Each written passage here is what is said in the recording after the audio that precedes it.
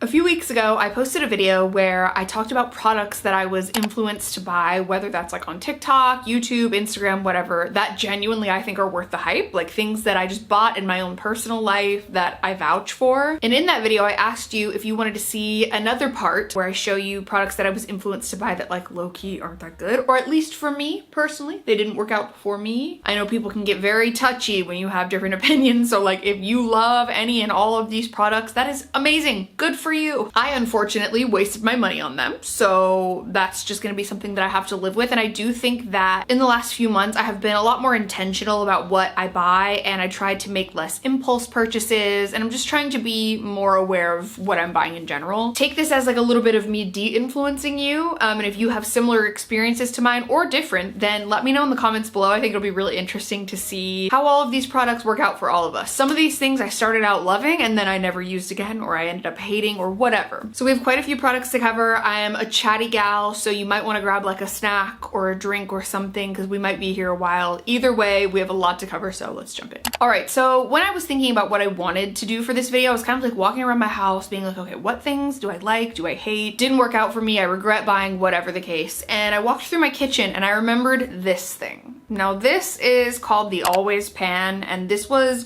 I was victim of targeted YouTube ads for a very long time for this. I will say their marketing was on point, and this is like advertised as that pan that's non-stick. You can use it for everything. You can steam with it, you can fry with it, you can saute, like literally everything in between. And it's a really cute pan. I will say, I mean, it's definitely gotten quite dirty because I've used it over the course of probably 3 years now. I purchased one for my mom for her birthday a couple years ago. I'm pretty sure Drew purchased one for his mom for Mother's Day a couple years ago. And for me personally, it is something that I don't see as worth the hype. Number one, prepare yourself. It is so loud. If you're not like ever so meticulous about it, it is so loud and like really unpleasant, and I don't know why, it's just jarring, and I avoid using this at all costs. Also, all of the non-stick has completely worn off, and they tell you like only use it in this way and take good care of it and da da da da, and I feel like I've done everything that you're supposed to do. It just didn't last. So I do think that for a pan that was, I think I got it on Black Friday, and so maybe it was like $100 instead of like $150 or something. But for $100, like, I don't know, why is that so obnoxious to me? This just wasn't worth it. I also bought the pot, which like, it's a pot, so I guess it's, you know, neither good nor bad. I just hate the lid. I hate how loud it is. I don't understand why it needs to be like you're playing the cymbals every time you use this thing. So for me, this just wasn't worth it. It was more of like an aesthetic purchase. Like, it looks really cute. We have it on a little baker's rack in our kitchen, and it's nice on display, but we never use it for actual cooking. So I mean, that probably speaks for itself. I just think there are better pans. Like, it's nice for, you know, steaming because there's a little steam basket that comes with it. There's a bamboo basket if you want to steam like bao buns or whatever. But for like every day, I just use my Costco pans and it's fine. Do with that info what you will, but I do think this was something that I kind of low-key regret buying. Sorry. Next up, we have something that I knew right off the bat I was going to talk about, and this one is probably going to be ruffling some feathers, but the UGG Tasman slippers are not worth it, in my opinion. I really regret buying these, and here's why. So okay, they're cute, they look like horse hooves, whatever. I got the green color. They were sold out for so long. Drew actually got me these for Christmas or my birthday last year, and I got him a pair as well. And okay, first thing is, I don't know how people wear these. If I'm buying a pair of slippers, right, the point is to call them slippers. You slip your foot into it, not with these, no, because there is like a back to them, and you have to position it just so that it goes over the back of your heel, and so it's like you can't just slip it on and then you're sitting there digging, at least for me, and you can see how it's like folded in like this, because I feel like it's just not easy and quick to put on, and it bothers me so much. I feel like if I'm gonna have a slipper, I thought it was just gonna be something that you slip right on your feet. No, it's really tight up here, at least for me, in this like opening area. I had to wear these around the house with really thick, I had to break these in. I had to break in a pair of slippers. Like, what is that? For like almost $200? Absolutely not, I'm sorry. But yeah, you can see where it's like folded in. I've had such a hard time. I'm gonna try to wear them because I have them, but I've gone back and forth about reselling these a million times. I think they look cute. I just think that they're impractical. And like the girlies ride hard for these. So I'm not, if you like these, if you bought these and you love them, I think that's great. I just don't think they're right for me and my feet and like my needs. I would rather just put on an UGG boot. If I'm having to work that hard to get my foot into something, I would rather just put on an UGG, you know? Maybe I'm lazy and that's fine. I'm okay with that. But these to me were just simply not worth the money. So if you've been considering it and the things that I mentioned bother you, something to think about. I'm just not like a out and about slip-ons kind of girl. I can't wear Birkenstock Bostons for like long periods of time. It feels like they're gonna fly off my feet at any second. So like these are a similar thing to that. I would just rather wear something that I can put it on my foot and not have to think about it. I don't have to think about if it's gonna fly off or not. I don't have to think about where it's positioned on my foot. I just like, it's a shoe and it just goes with me. So anyway, these were a no for me, unfortunately. Sorry. And these were the first thing I thought of when I was filming this video because I really kind of hate these. Okay, this one does pain me to say a little bit because it's not that I regret buying it or that I don't think it's good. It's just that it was a bit of an impulse purchase and I have never worn it. And that is this beautiful Christy Dawn strawberry dress.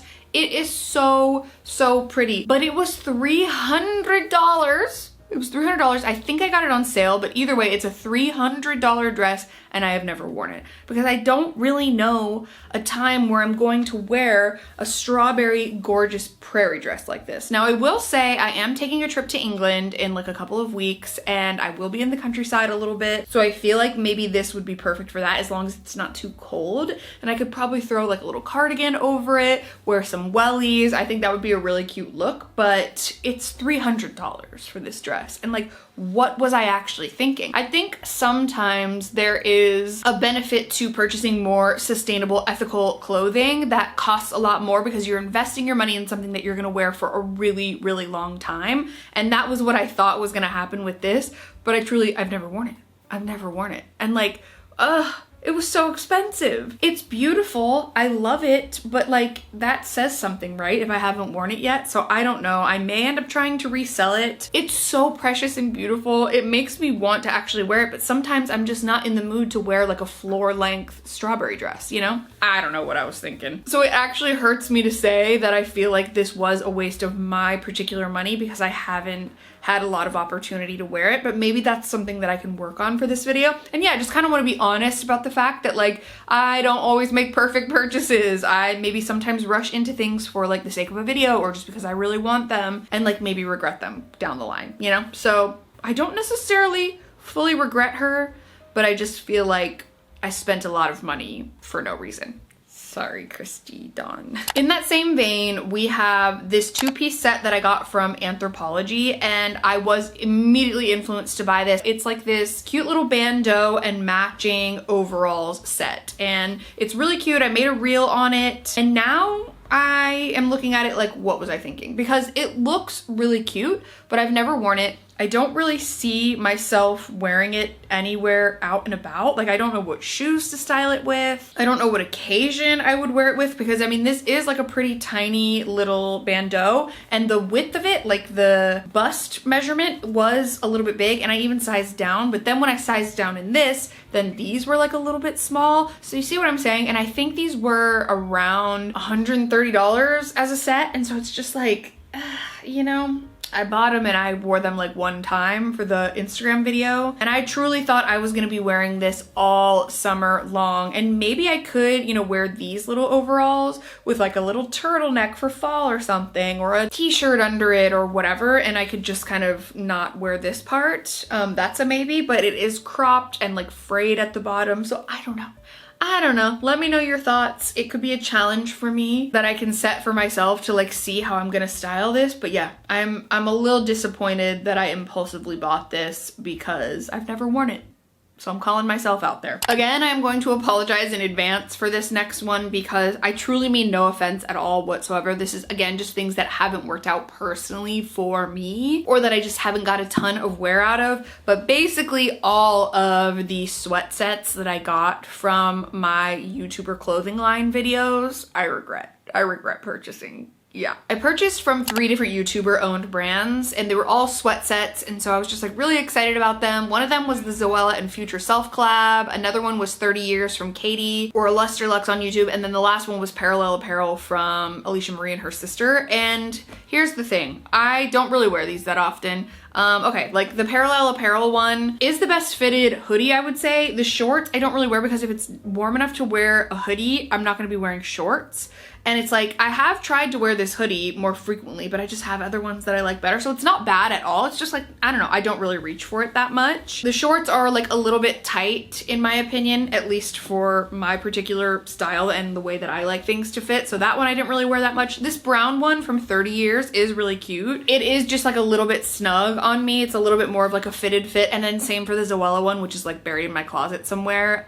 It's just, I don't think that, and there's no shade to any of these YouTubers at all. I just don't think that like plus size people were in mind very much during the creation of these. I know Parallel Apparel consulted with like a plus size model for fit and stuff, but yeah, none of these really fit me the way that I would want them to. And I would honestly just rather buy like men's sweats or like thrift a XXL sweatshirt. So I really tried to have like cute little airport sweats and stuff, but it does just feel a little bit tight and like the material is very, very thick, and I should have thought about that for where I live. So I kind of regret buying all 3 of those. I did purchase them for like reviewing purposes, but now I have them and like I'll probably end up reselling most of them. But I would say of any of them that I would hang on to, it would be the 30 Year set. So maybe I'll have to like put this to the test when I go on a plane pretty soon to England, and this can be my little airport fit, but it's like so thick and heavy that I would sweat to death. So I don't know, we'll see. I have nothing but love and support for my fellow YouTubers. Literally am so obsessed with all of you. Keep doing your thing. I'm just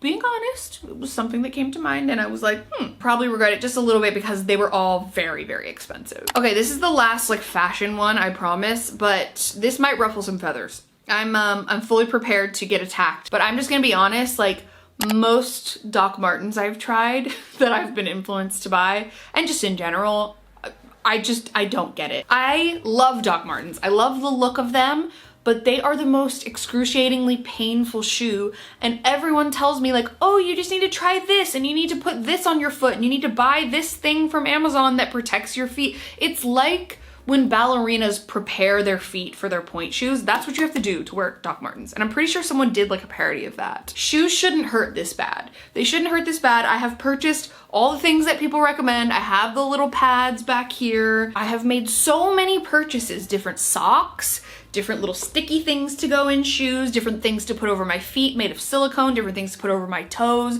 all so that these godforsaken shoes can fit my feet. Alexa, if you're watching this, my sweet friend Alexa, if you are this far in the video, turn it off. You're not gonna wanna hear this. I'm so sorry. But I just think that they are the most overhyped shoe, and they're really expensive. They're really expensive, and I understand. Everyone tells me like, once you break them in, they're the most comfortable shoe in the entire world.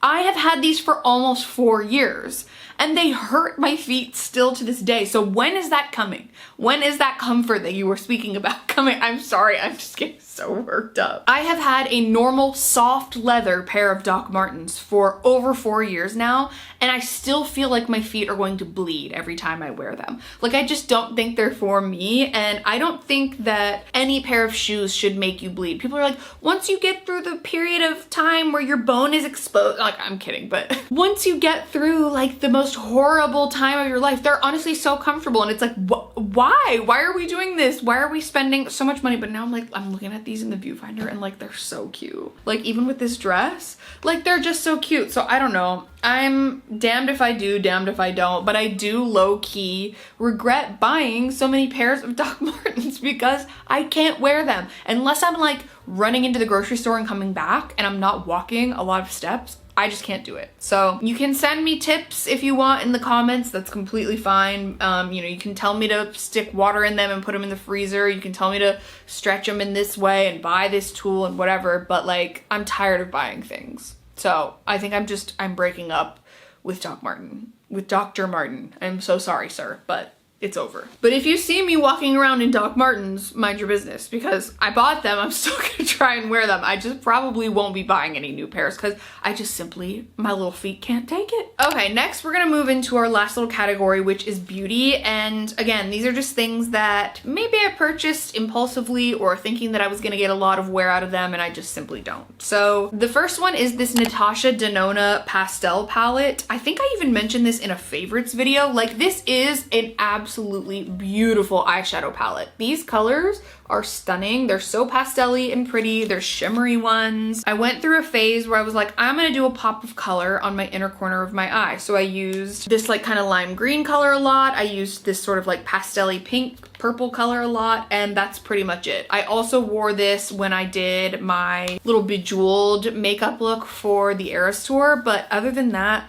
I genuinely never use this. And so it's like, it's gonna last me a while and I can just have it and use it whenever I want. But I'm pretty sure this eyeshadow palette was like almost $100, which like, what was I thinking? Also, when I wear some of the eyeshadows from this palette, like the ones that I have worn, they're not super long lasting. So that could just be the way I'm wearing them and how I applied them. But I do kind of regret this. I was influenced to get this from TikTok and it just wasn't worth it to me. So just being honest, really beautiful, definitely gonna keep it and try to wear it as much as I can. But I think I just thought I was gonna be in the mood for a colorful eyeshadow a lot more than I actually am. So it's kind of a no from me. Next up, this may come as a surprise if you've been watching me for a while, because I have raved about this and talked about how much I love it. I wore it for pretty much like a year straight, or maybe more than that. And I did genuinely love this. I'm sure I put it in a favorites video at some point, but it's the Glossier A U Perfume. I don't know what's happened, but recently it's just turned on me. Like, I don't like it anymore. I don't think it smells bad at all, but it just feels really strong. Like, it smells like very perfumey to me. I don't know why, because I used to douse myself in this stuff and like it felt so clean and fresh to me, and now it just smells really heavy and like really kind of powdery and florally. And I don't know if like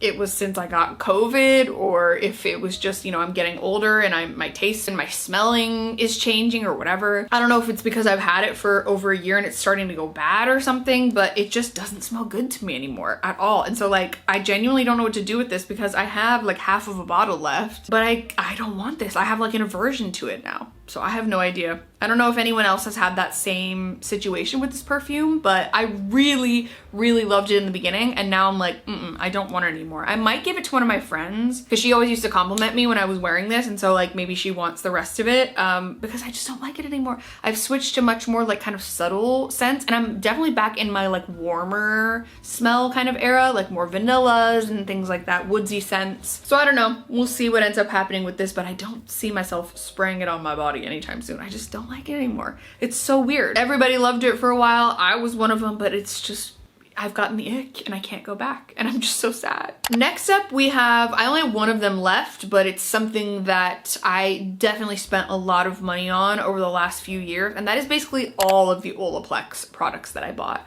I just thought that Olex was gonna like completely save my hair, transform my hair, and I feel like for some people it works really, really well, but for me it just kind of did nothing. And there were even times where I was questioning whether or not like it was breaking off my hair. And if I remember correctly, I think they may have like some sort of class action lawsuit happening against them right now, but I could be wrong. This is all alleged, okay? This is alleged. I don't know for a fact. But from my personal opinion, I just didn't love the way it worked for my hair. I had the number 3, which I think was like the pre-shampoo treatment. I had the number 6, which was like the sort of aftercare, leave-in conditioner type of thing. I bought the shampoos. I have this number 7, which is the bonding oil. I just really went a little bit crazy. I think one of the hairstylists that had done my hair a few years ago had recommended it, but I am now a K18 girly. I like K18 way better, and it's just, I've heard from my hairstylist now that it works a lot better for your hair, and it's just a better bond repairing product and stuff like that. But yeah, so all I have left is this oil. I have heard that it works as a heat protectant, which feels counterintuitive to like put an oil on your hair and then put heat on it. I don't know. But I do use this occasionally when I need just like some smoothing out of my hair, if it's like looking a little frizzy or whatever. But other than that, I mean, I just do think these products are, for me, a little bit overpriced and a little bit not worth it. And last but not least, we have, unfortunately, another thing that I was influenced to buy from TikTok that I do regret, and this is called the Volum Rudy. It is a hair tool that essentially is made for creating volume at the roots of your hair. So like I have pretty fine hair. I have a decent amount of it, but when my hair especially was like way longer, it was just so weighed down. And so I always felt like I needed to get a little bit more volume at the roots. And I saw someone, I'm pretty sure on TikTok, recommend this. And essentially it's like a crimping iron for your hair that instead of like an actual crimp, it's like this like grid pattern, and you're supposed to put it underneath the layer of your hair, touch it for literally 1 second, and then just kind of do that, and then it crinkles and leaves some extra volume in your hair, which is great. But like I literally use this thing maybe 2 times, and I was always afraid that, similar to like, I don't know, when I wear extensions or something, that if I'm resting and not paying attention, my hair is gonna move and then you're gonna be able to see it underneath. And so it's just like, it's a cool thing. It's great if you use it every day and you have super fine hair and you wanna build up that volume, because it really does work, but it's just like so impractical for me. When am I ever gonna like,